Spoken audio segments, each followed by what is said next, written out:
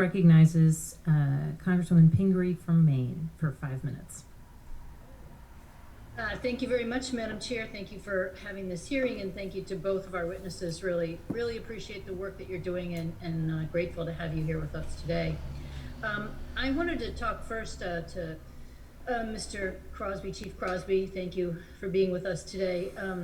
I want to talk first a little bit about CSP and, frankly, the important role it can play as a climate solution. It's such a conservation stewardship program is such a valuable tool. Now, the ranking member just brought up this issue about the funding in the Build Back Better Act and the increase in funding, but sort of contrary to what he was saying, I've found in Maine, we've only been able to fund about 1/4 of the applications. So the added resources in the Build Back Better Act would be extremely important to my state, and I'm sure that's true in Pennsylvania as well, that there's not sufficient funding. So I hope we are able to get increases in funding and make that money available to our farmers who are anxious to use this already.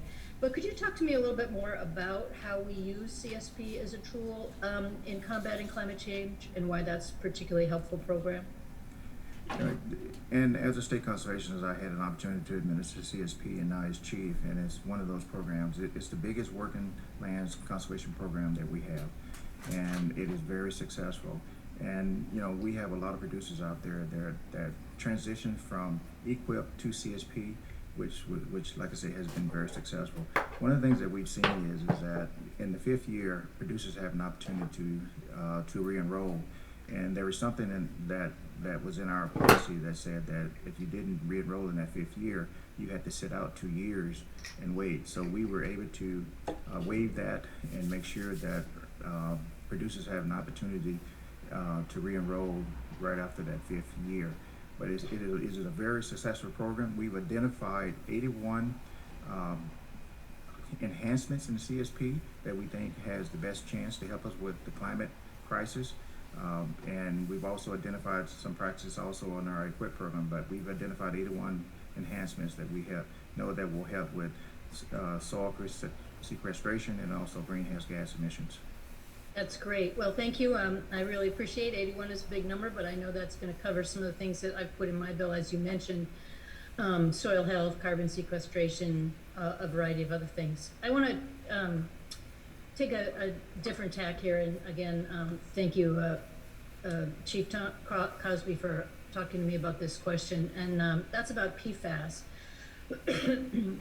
Maine has been a little bit ahead of the curve on testing for PFAS contamination, which means that we've identified, unfortunately, a handful of farms that are affected by these forever chemicals.